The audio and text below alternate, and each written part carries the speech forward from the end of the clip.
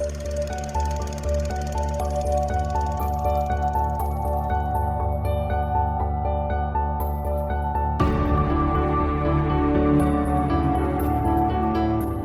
I'm Sophie, and I haven't seen a lot of movies. Hi, I'm Paul, and I'm here to help with that. And we are SP Film Viewers.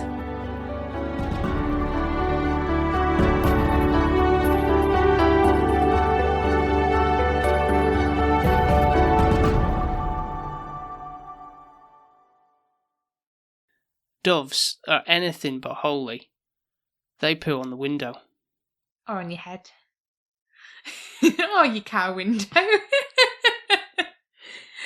Can I tell us listeners the lovely story of what happened to you like a week or two ago? I guess so. So Paul is really lucky. Only a few people have this life experience. And Paul was the lucky one, weren't you, sweetie?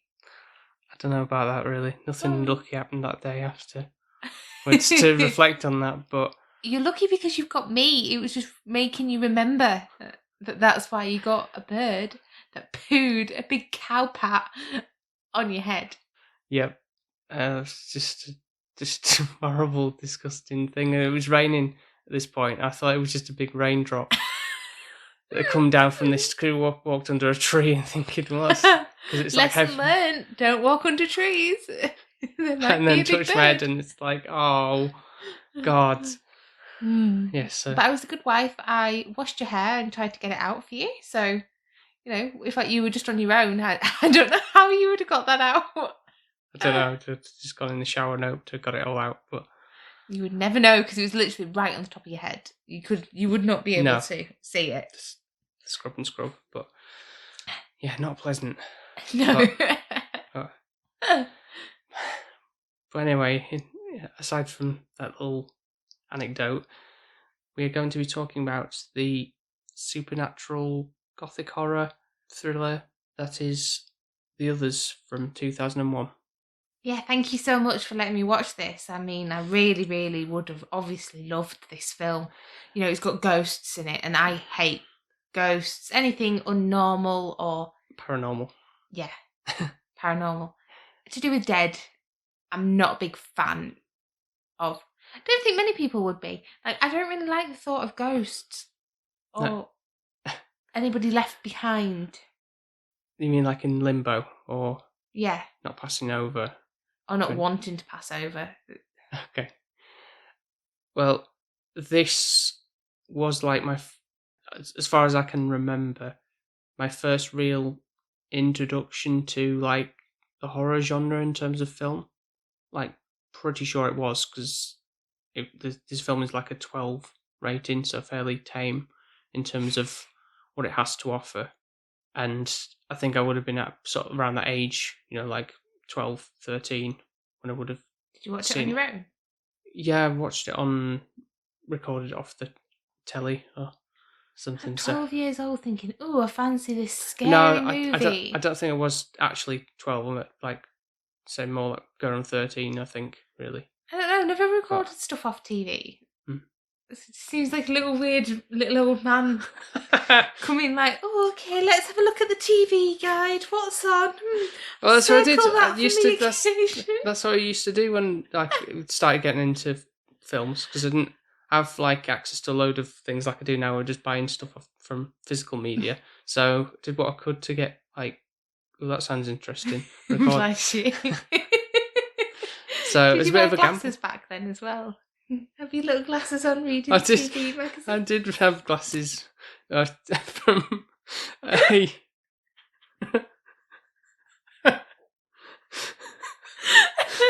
So sorry. I was joking, but that is true.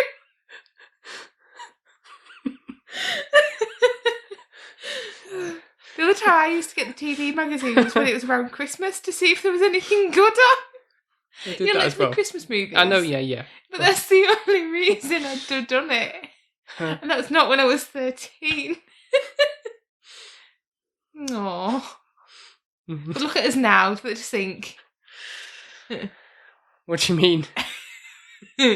Well, I'm pretty sure any other 13-year-old might be like, I don't know what they'd be doing, but I don't think they'd be circling movies in magazine TV guides. Yeah, well, you know. It made you who you are. Yeah, I guess so. But just to note, the glasses were for obviously having me reading long distance on the classroom black whiteboards, not because I was like deteriorating to an old man status early on. Oh dear, I didn't think we'd be like having fits of laughter in this film particularly. Well, I need to laugh, don't I? Because this film, for me, you knew this was going to be a toughie, didn't you?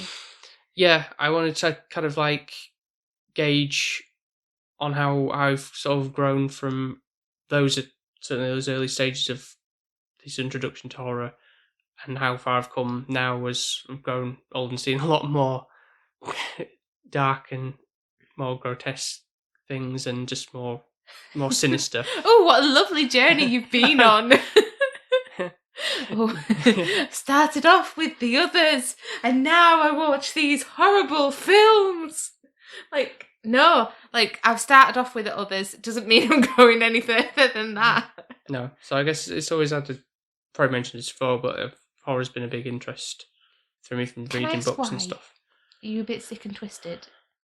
No, not especially, because I'm not. To be honest, not very good with like whole blood and gore type of things, like physical, like if I saw somebody's arm cut off or something like that, very big gashes. I'm a bit like squeamish with that sort of stuff. For certain things, but I don't know. It really just intrigues me with the whole supernatural thing. Unlike you is a bit like. That's because nothing's happened to you. That's why it intrigues you, because you're not scared of it because it's unknown to you. Yeah. Whereas we've told you in previous things, haven't we? Where my mum's taken me to a church thing and said people is like, oh, you can talk to the dead people at like 13 years old. It's like, no, it's not happening.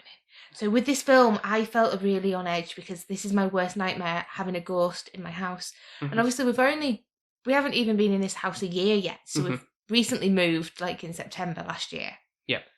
Luckily, touch wood, the presence in this house feels fine for me. It's not like there's anything untoward, but it's a 1920s house. An old miner's house. Yeah. It was from the 1800s initially, but yeah, it's been renovated since then. But this film that we're watching is in the 1940s. Mm-hmm. So it makes you think, well, who's lived here? Who's died? And are they in limbo? Or are we? Well, these are the questions. There's another part where it completely messes me up, doesn't it, this film in the end? Yeah. Which we won't get to at the moment. Yeah, so before we begin, if you do want to, maybe if you haven't seen this before, revisit it to get a gist of what we're going to be talking about, then do, by all means, check out, watch the film, then come back and listen to us talking about it. Currently, it is on Now TV. Mm-hmm. If you have this cinema pass. Obviously, there's going to be spoilers in this of how the ending ends, because obviously it's a 2001 film. Yeah. If you haven't seen it by now, go see it. Like I have, I guess. Mm-hmm. If you're scared of ghosts, don't watch it. And final thing before we properly get into it is the fact that this is like accidental the trilogy in the sense of the fact that we've covered the Blues Brothers, The Artist, and now The Others. So this was really accidental as well. It's not been a thing of there's. Yeah. Just happened to be that way. But I don't know if we're going to be able to find one more to kind of cover it up in a nutshell and have a fourth, or if it's just going to be a trilogy. No, trilogy is fine. Let's leave it that. We don't need any more. So, well, we did watch the Mitchells and the. We did, yeah. We did. So just not reviewing it. Yeah, it's really good by the way. Really, really good. Go check it out. Anyway, so we have our lead lady, Grace, which is Nicole Kidman. Yep. Thank God I said that right. I've wrote it down as Kid Map. I don't know why. And they live in this really grand, big house. And I think for me, obviously, because I've not seen this before, I'm guessing this was out before. Well, yeah, it will be Daniel Radcliffe's the Woman in Black. Yeah. But it kind of has that vibe to it. It's this big eerie, looking back on it now, definitely does.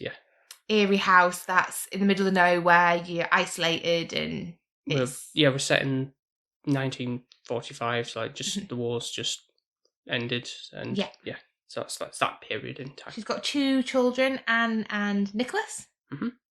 They apparently have this disease, which I'm so sorry, I didn't mean to laugh then, but if this is actually true, I don't know if it is, where you're allergic to light. So like, if you went into a dark, like go into photography if that's the case, like start working in dark rooms and stuff. But then wouldn't flashes blind you if you were using the camera? Maybe they just have to be the developers of the pictures. But saying that though, sometimes I'm like the sun, like not sound like I'm a vampire or anything, but sometimes this bright lights can affect me. Like my really like squinting my eyes, like really water when I'm like it's come like beaming down on me. So that's maybe sort of like a very tame version of this photosensitivity. I don't know. I would really be so upset if this was me that had this, because I love the sun. Like when it's out, I'm happier. I want to just sit there and enjoy it. Yeah. I think it's just one of those horrible kind of diseases which, if it does exist, would be to kind of make you feel locked up all the time. Yeah. It's worse than coronavirus, that is, because like you can never go out. Yeah. Unless it's dark, you're literally a vampire. Very much. So within this situation, they've got this big house, and the rule is that the doors should be shut at all times. Now, I didn't understand why initially. Mm-hmm. And I was thinking, ooh, is it a thing that these ghosts can't go through doors? Is that what the thing is? I thought the reason initially she was shutting the doors was to prevent ghosts coming through. And I'm thinking, no, ghosts can just go through anything. Yeah. So I was a little bit like, this is strange. But obviously the reason behind it is for her protection of her children, as she says plenty of times throughout the film. Mm-hmm.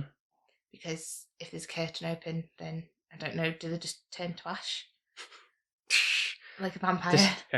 Set on fire. I'm really sorry if this is actually a disease. I feel like we should Google that.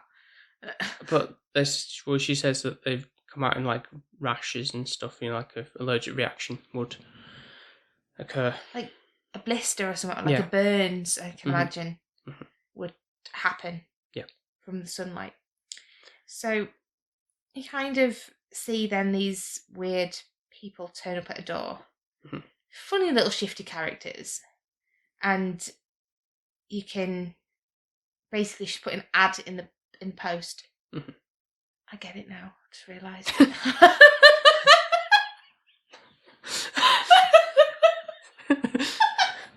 So realisation on the fly.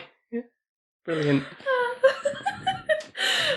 It comes to the end, I understand. Oh my goodness, it's a light bulb moment. Ding.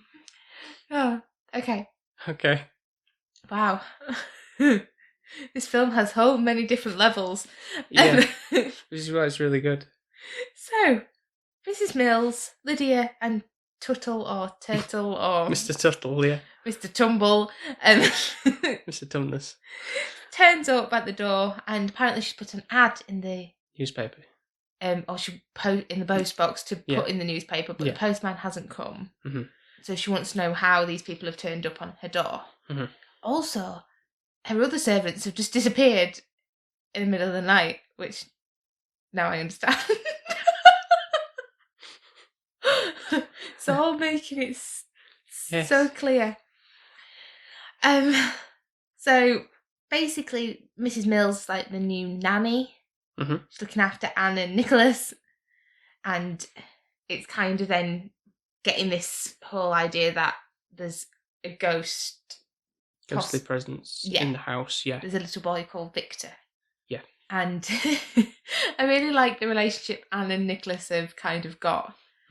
Nicholas, though, he looks worried like all the time. Like literally, I don't know how old that little boy is, but the face he's got on most of this film is like all the time. It doesn't really work on a visual audio format, does it? But he's like so confused and this one. He's a bit like like Elijah Wood of Frodo Like in Yeah. something, kind of has like that constantly worried look about him. Yeah. I don't know if it's because he's got big eyes or what, but it's just like really worried and he looks older than he needs to be. I guess that kind of, when you said that, I was like, oh, here we go again. The character who looks too older than he actually is. But don't he? Because he's so worried. It's like, don't worry, love. You're such a young boy. You don't need to be worrying like that right now. Yeah. He looks like he's got the world on his shoulders. But Googled a picture of him and what he looks like now, and he's completely different. You wouldn't know it's the same person. He's younger than me as well by a year. He's rather dashing, actually. It's all right. I want. Well, obviously, no, we won't go near little boys, but he just looks. He looks really weird as a little boy. He's grown up. He was obviously an ugly duckling, and he's become a swan. Yeah. So one line that Anne says, which, oh no, it's Nicholas towards Anne, and I love it. You're such a fibber. So it's like, don't fib. Yeah. And the word fib, I forgot it existed. Really? Yeah. I used to say that all the time when I was little, because I kind of can understand Nicholas. Mm-hmm. I'm the little sibling. Yeah. So I get how he feels when you've got an older sister taunting you. Mm-hmm. I don't think you'll have had that relationship with your brother because you were I wasn't nice. Yeah, but another word that is used, I haven't heard for like forever, as a taunt really, is you're a cowardly custard. But it's obviously of the time, isn't it? It's kind of like... Well, yeah, we kind of somewhat got that in Back to the Future, didn't we? A little bit. With the yellow meaning... Yeah, but not cowardly custard. Yeah. So, you kind of get this in the kitchen scene where Anne is saying that her mum's mad and that she's had a moment. And so Anne remembers this kind of fight and issue. And Nicholas seems to not be recalling any of this. Like, mum loves his mum. Yeah. Obviously, the dad's gone to war and Anne thinks he's dead. And Nicholas is not having any of this because obviously he's wanting to believe that his family will be back together. He's young, so he's wanting to kind of feel better about the situation. Yeah. So what I really remember mostly about this film, it had been a long while since I'd seen it, but I know it obviously stuck with me from all the way back then, as I've said, was the fact that the father, I know he does eventually come back to them, and then I remember him going away, like almost like suddenly, kind of thing. That's what kind of stuck in my mind from watching this, but I couldn't replay all the beats of like how things played out. So it was almost like seeing it again for the first time again. So it was quite nice to relive those aspects of the... Oh, and especially with me, because I just make it even more dramatic than it needs to be, don't I? Yeah. Although I don't think, in all fairness, for me anyway, I probably was watching obviously like late at night or something on my own in my room kind of thing, and like imagination running a bit more wild about things, but obviously grown up now, and this didn't seem as scary as watching it from... Are you saying I'm not grown up? Is that what you're saying? No, I'm not saying that. I'm just meaning the situation was obviously different, and I know, like I say, from what also to expect. You know the ending as well, so I feel like that never makes it as scary. So like we rewatched The Shining the other week, and initially it was like so intense, so gripping, and this time I could watch it and knew what would come in, that it didn't feel as bad. Like if you're always prepared, you're going to feel a bit better. Although saying that, I wasn't. It was almost like, oh yeah, that plot point as to how the twist kind of thing comes in at the end. That was still a bit. It wasn't like a oh my god type of thing, but it was like oh yeah. This is I remember this. Why I kind of like it drew me in so much. Yeah, with this, no, I agree with this. Completely. So get to a point of where Anne can see ghosts, and the ghosts are everywhere. There's a little boy called Victor, and he keeps opening and closing the curtains. So they need the curtains drawn at all times, and Victor wants to let the light in.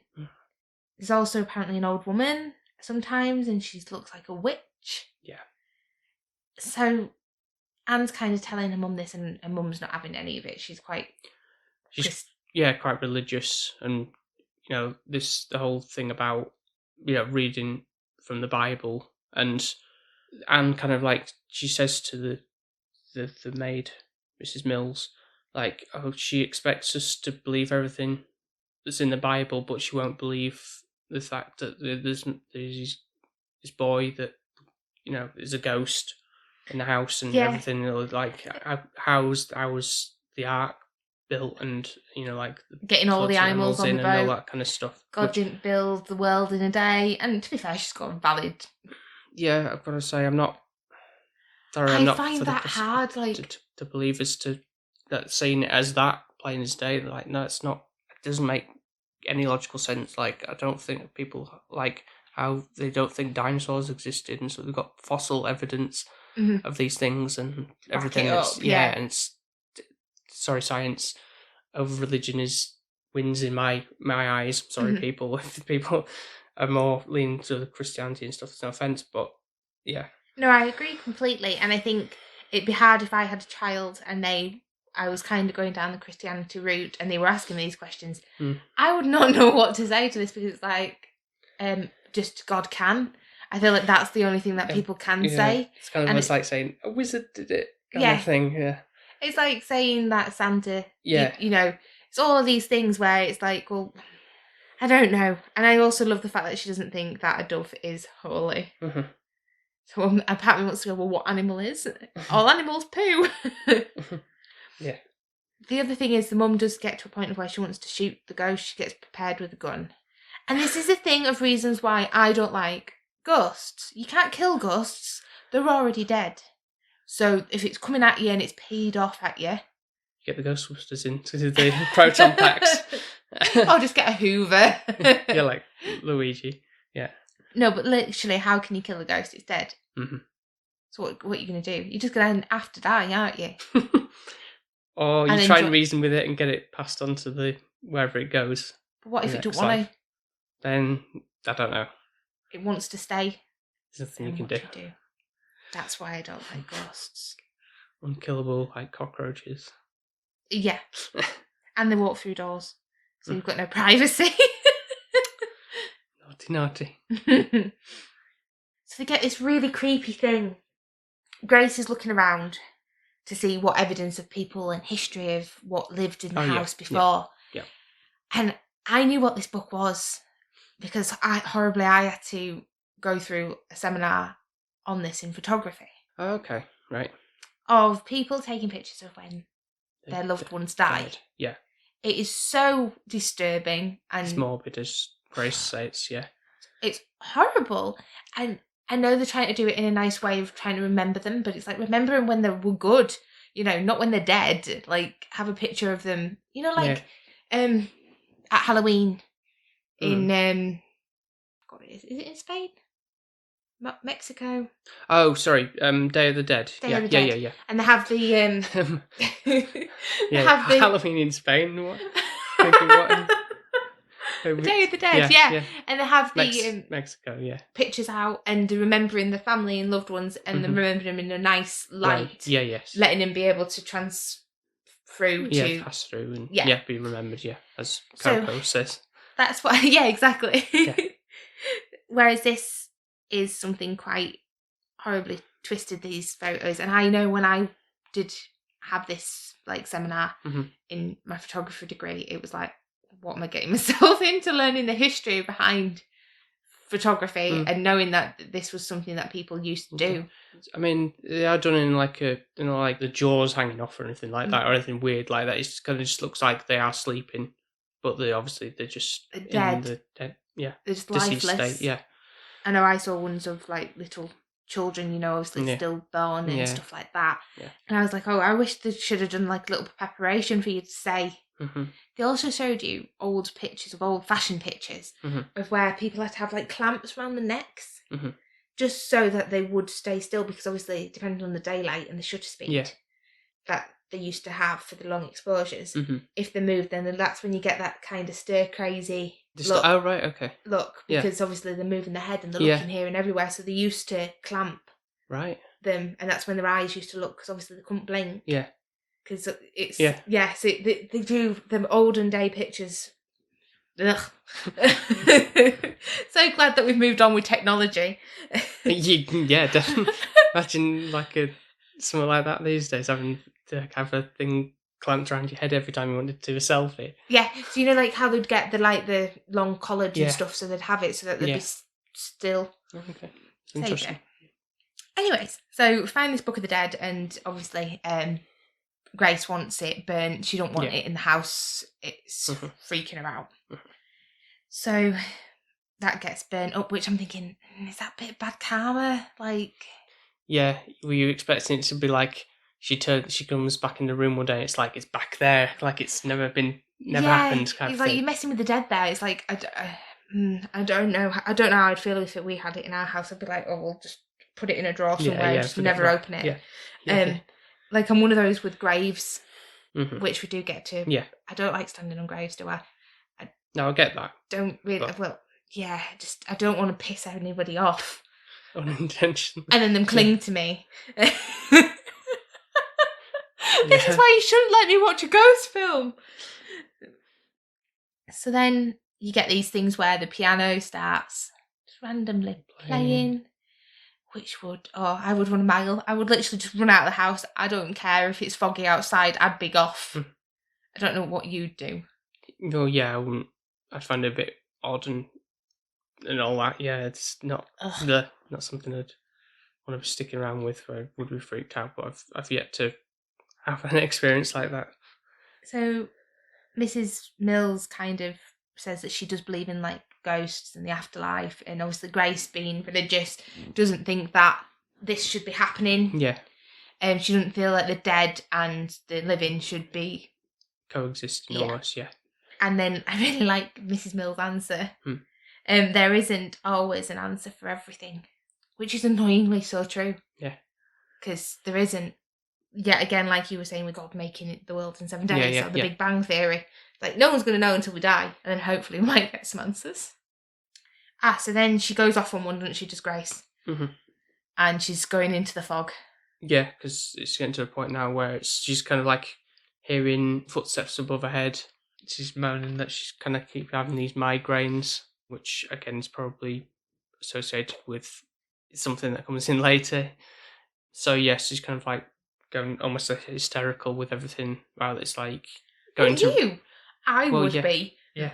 In that situation. So she asks Mr. Tumbles or Tuttle. Yeah. To check the grounds for gravestones. And she's leaving the children with the care. Yeah. So she's heading out into the fog to find a priest to, cleanse the house and everything. Because I feel that's the best way. Because there's no getting around it otherwise. And then you kind of get this thing where, this is the bit that I don't get. And I really struggle then with this. That the servants have found the gravestones and they're covering them up. And I'm like, okay, what is their aim? What is the reason behind this now? And I'm struggling to understand it. And it's are they bad? Are they trying to release the dead, or are they dead? And all this is kind of going through my head, why? What is their intent? And I really thought Mrs. Mills was really mean and bad. Yeah, they're trying to pull a fast one on the audience there, just thinking, oh, this is where this is going. Yeah. And then there's a weird scene with the husband. So she stumbles across him, and I just think he's dead. He should be dead because he's been in a war and he's not come back. Yeah, a year and a half or so since that's been happening. Yeah, they've said it was just assumed dead because of the fact of that. And he's kind of comes out of the fog to her. And so she's kind of giving him a hug and united. But he's obviously kind of what you call shell shocked. And he doesn't seem like he's all there and everything. It's a bit weird. And then he just say one line saying, I sometimes bleed. And I'm like, okay, are you dead still? Or why do you wouldn't randomly just bleed for no reason? Yeah. And I'm like, right, that's a really weird line. So I'm getting a bit uncomfortable now, I'm not going to lie. I'm like, what the hell is going on? But then we get back to he obviously goes back to the house and meets the maid and everybody, and then the kids are there and they see him and they're like, "Daddy, Daddy," and everything, and like, all happy to see him and everything like that. So it's obviously it's not like a thing where to them he's dead or anything like that. He's obviously very real. Mm-hmm. Even though he's looking unwell, like he's just keeping to himself. He's not going really to bed and staying there pretty much. So Anna is really fond of her dad. Mm-hmm. I think she kind of has that relationship more so than she does with her mum. Yeah. Because obviously there was this episode that happened when her dad was at war, which her mum kind of went mad. Mm-hmm. And you get this other stage of where Grace loses it again, doesn't she, with her daughter? You're referring to the one who's wearing the dress? Yeah. Yeah. Thinking she's pretty and like And going to be a bride and everything like that. And I'm thinking, I knew something creepy was going on. Yeah. I knew. She locks her in a room as well, and it's like, oh, don't. Yeah. And then she goes back and she's playing with this like marionette doll. Freaking me out already. It was. Yeah, and then you kind of like cuts to a close up of when she goes back in the room and it's like an old lady's hand and everything. Like that. And then the old lady's face comes into play once she takes the veil off. Well, yeah, I think it's behind the thing, but it's there and she's like speaking as the daughter. But it's like, I am your daughter kind of thing. It's like, what have you done with it? And then he obviously goes crazy and like basically like shakes her and throws her around. Right, literally ripping her hair out, kind of running her ragged. But actually it was per Anne all the time. It was like a bit of a manipulation thing going on in Grace's head, I think. Mm-hmm. Getting herself all worked up. So then Anne has to tell Charles, her dad, what's happened. Mm-hmm. And then this weird bit, like, where Grace confronts him and says, yes, that night happened where she went mad. Yeah. And you went off to war, but you didn't want to go. You were just trying to get away from me type of thing. You just left us here. You should have been here with your family. Yeah.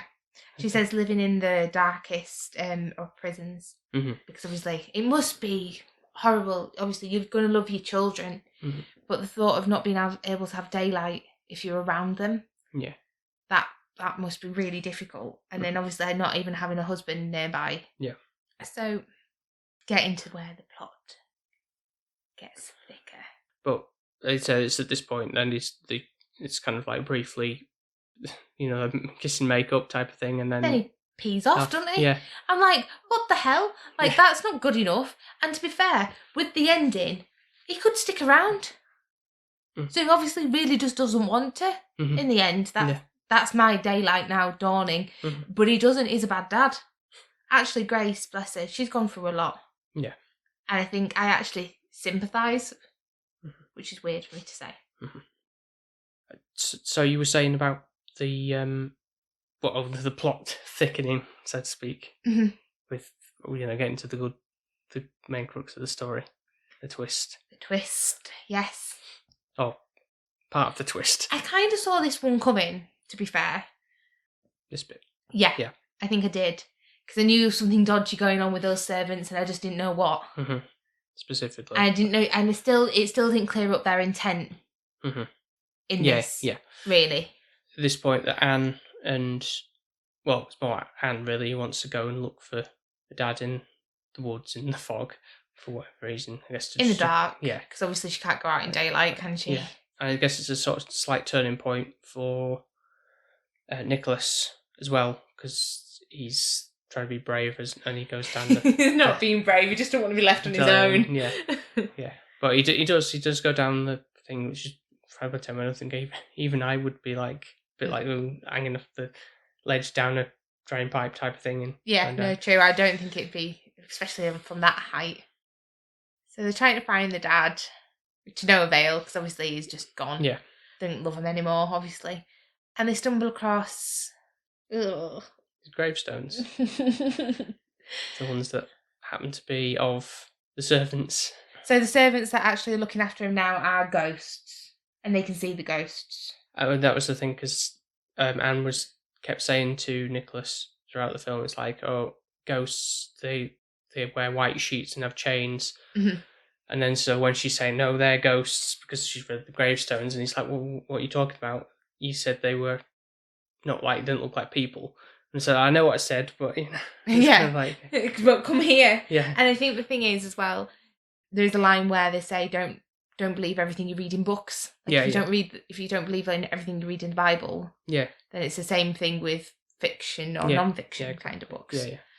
Then the mum comes out with the gun, and I'm like, well, that's not going to do naff all, love. But go ahead and shoot them. She tries to do, and nothing happens. And they're just walking slowly closer to no, it's her. like, could you... Oh.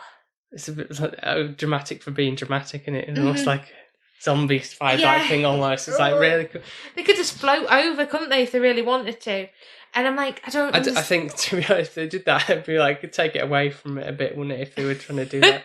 Look a bit silly, I think. I don't think is what the film was going for, like floating type of thing. I don't get what their purpose was at this point, though. Because it was like, well, do you want the house to yourself? Are you not wanting them there? Are you wanting to just take over? That's where I was kind of leading with the story. So, obviously, they were still saying about these intruders in the house. So I'm thinking, okay, you've got Lydia, and you've got Mrs. Mills and Mrs. Tuttle, and then you've got Grace and the two children. And then I'm thinking, well, maybe it is the servants. Obviously, they're dead. Are the other intruders like the lady and the man of the house prior? Yeah. That were part of it? Because obviously, that's kind of where I was going in my head, thinking, oh, well, maybe there is a boy called Victor, and he's died there too, and something dramatic's happened, and they want these people now living here out of the house. You know, really cliche kind of things. So you kind of have Grace locking Nicholas and Anne away, trying to make them safe. Yeah. And the intruders get to them, which, oh my goodness, that scene with that old lady. Oh, it was horrible. Like, I can still picture her in my head. Well, it's only for a moment, isn't it? Kind of. It's still that vivid, like with her eyes rolled back. Well, rolled back, they were just white, like she was blind or whatever. But... No, I think they were rolled back like she was possessed, like she was like, trying to... either or. It's still freaky. Tap into the unwanted world. Ugh. And so we soon find out after that instance of what the true nature of this whole situation is really about. It's now come to the attention of everyone. It is in fact Grace and her family who are actually the ghosts in the house. And there's other people who are doing like a seance or whatever you want to call it, trying to reach out to the dead around a table and doing all the scribbling down on the paper and stuff to try and find like what's the possession in the house is going on and everything like that. So it's kind of a bit like a shocking. It's like turn of events. It even made me go, how do we even know we're alive? Like, I know that sounds really daft, but it made me really think deep into it. Like, that's really scary to think you die and you don't realise you're dead. Like, how did they not remember that? Like, she killed her own children. Like, did she smother them? Or... Yeah, smother them with a pillow and then shot herself. Yeah. I don't know what got her to that point unless she was on her own, but now I understand why the servants left, because there were no work, because she died. Oh, yeah, they just moved on, yeah. Well, that night when she went mad, that's when the servants left. Well, obviously, because they can't care for her anymore. Yeah. Because she's dead. Yeah. And it explains the migraines she gets with, like, loud noises, gut shotgun sounds or whatever, kind of things like that.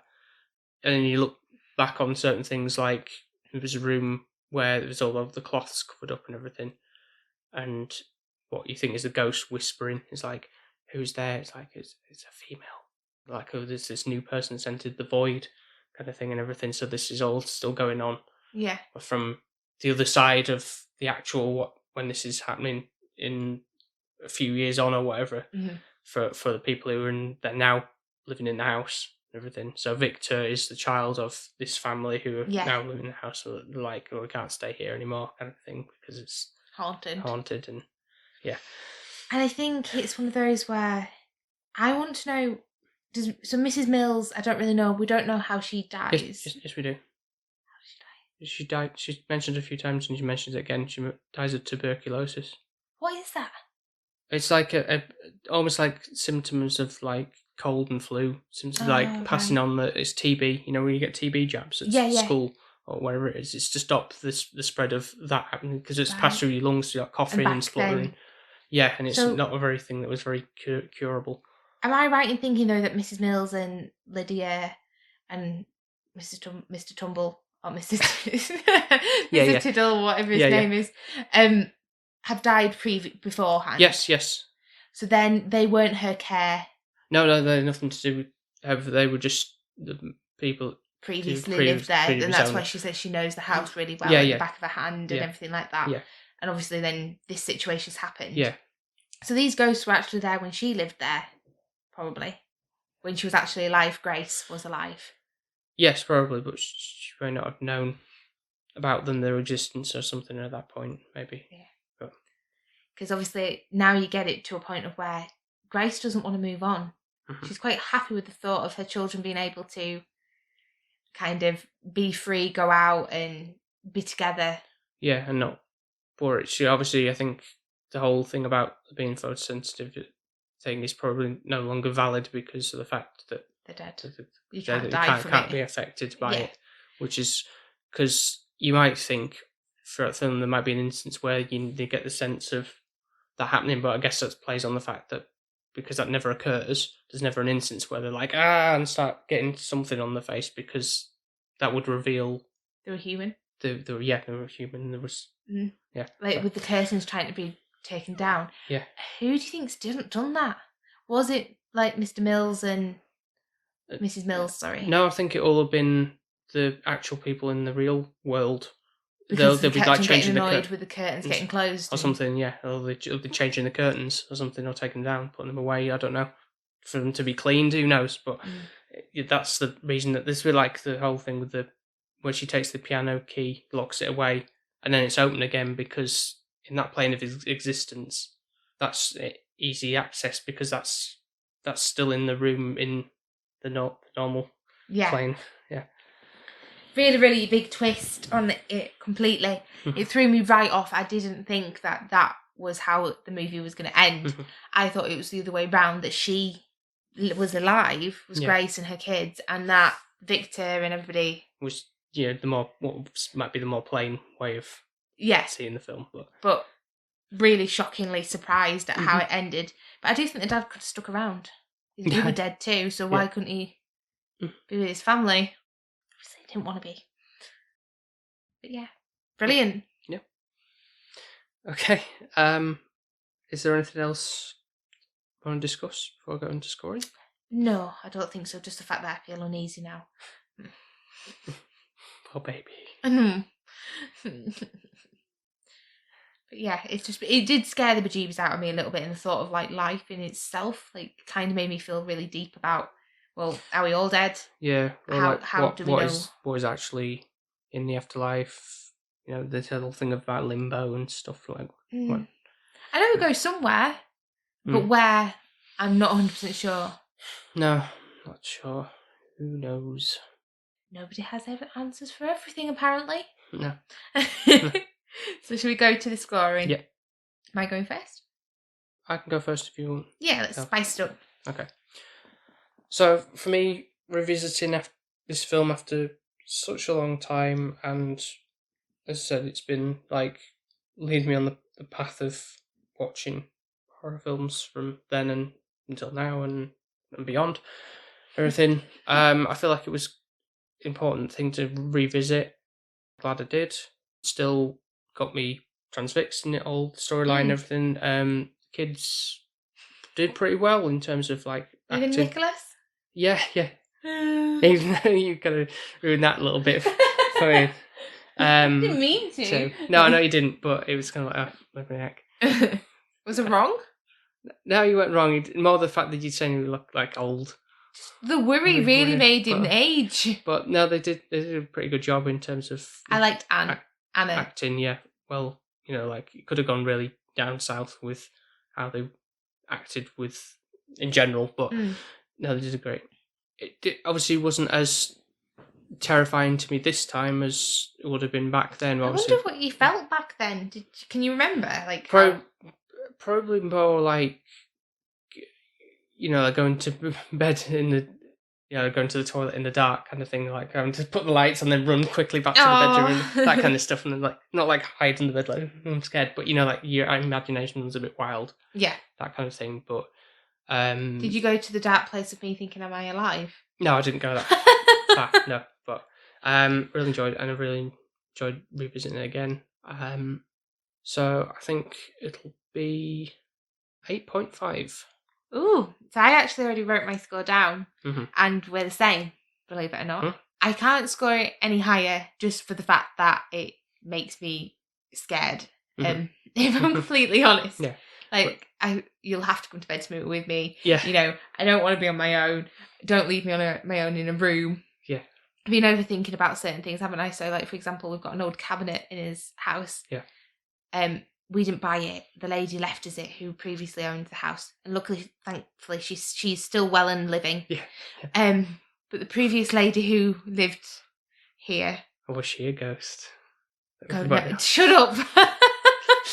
She's no longer with us, but if she was in this house or not, I don't know. So there's that kind of lingering things where my brain just over-analyses these circumstances. How I was more vivid imagination when I was a child. Yeah, but it's alright when you were at your mum and dad's. That house was like new and brand new, probably. Yeah, it was a new build, yeah. So it's like, it's nothing going to happen in a new build, is there? Unless something happens on domestically. On an Indian burial ground like The Shining. But no, I agree with you. I loved the twist at the end. I really thought it was going to just go to the beat of the drum, and I didn't expect that. I felt like they didn't want them in the house, really. That's how it came across. Mm-hmm. They really did come across as living. Yeah. Instead of being dead. So that was amazing to keep me on my toes, I guess. Mm-hmm. It did make me feel uncomfortable, and I don't recommend anybody who doesn't like ghosts to watch it, because I think it would scare you. Yeah, I don't know. It seems pretty tame to me, but maybe that's just You don't actually get to see any ghosts. Well, you do really, because the ghost all the way through the film. Yeah, but like there's nothing like anything like really shocking to the scariest like white thing is face. the Book of the Dead.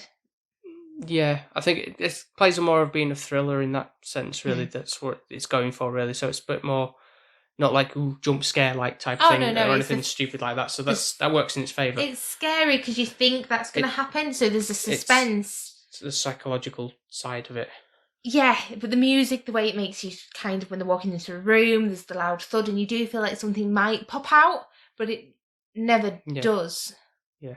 So you mean like, for example, like against Woman in Black, where there was a bit more like a doom and like the music and things like that, wasn't it? Where it's obviously playing on that for a more modern audience, even though it was a few years. No, so scrap that. That's like quite a few years ahead from that point. So I'm thinking, we need this loud musical cue to make this scary point here, kind of thing, as opposed to making you think about it a bit more with this. I think it's really, really strong. It is. Film, yeah. I don't think I'd watch it anytime soon just because I still haven't got over it yet. Just for me personally, but definitely a good film. Really loved the twist at the end, I think. I probably wouldn't be scoring it as high if the twist at the end didn't happen. Yeah. That's what makes this quite a unique, solid film. Gives it that rewatch value, I think, to kind of like pick up on the... Oh, it's like The Shining. It's like the kind of, you don't realise these certain things, or what's Shutter Island kind of unexpected or Fight Club, unless you realise. But then you're still looking for those cues anyway, aren't you, in those films throughout, to like, at this point, how does that relate to this scene, and those kind of aspects. But I'm kind of glad you rated it so highly, considering you're not big one for horror films. I know we didn't do it at Halloween, but I think it's just something I really wanted just to see again. No, I'm glad I've watched it, but not for a long time now, please. Yeah. Okay. Let's wait till Halloween again. Yeah. We'll try. Okay. So thank you very much, everybody, for listening to this episode. And of course, as always, you can go and listen to all our other episodes, even the horror ones from previous Halloween series. You don't have to. I mean, like, you could go and watch The Notebook. and listen to that review. Oh, Dirty Dancing, one that Sophie's actually got to pick. Mm-hmm. Yeah. They're the best ones. You can find those episodes on Apple Podcasts, Spotify, Podbean, wherever else you may get your podcasts from. And, of course, you can follow us on the social media, Instagram and Twitter mostly, under the handle SP_filmviewers. Also, please, could somebody buy me a coffee or a cup of hot chocolate to calm my nerves?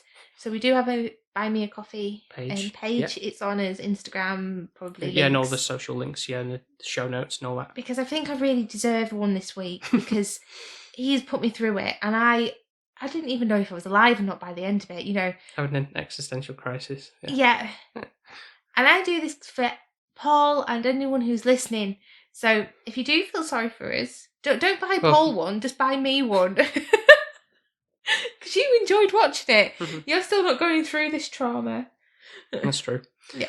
Yeah, so regardless, we'd really appreciate any donations from that if you do enjoy our content, and of course any reviews and ratings on the Apple Podcasts if you're listening to that, and I think it's maybe Google Podcasts, and Podchaser is another one where you can leave reviews for us, and that would be greatly appreciated too if you wouldn't mind doing that. Thank you. Yeah, thank you very much, and I hope you really enjoyed our episode. I know it started off with fits of laughter and then came quite deep at the end, so I apologise for that emotional roller coaster you've all been on. Yeah, thank you very much for listening, and we will speak to you next time. Speak to you next time. Bye now. Bye. Bye.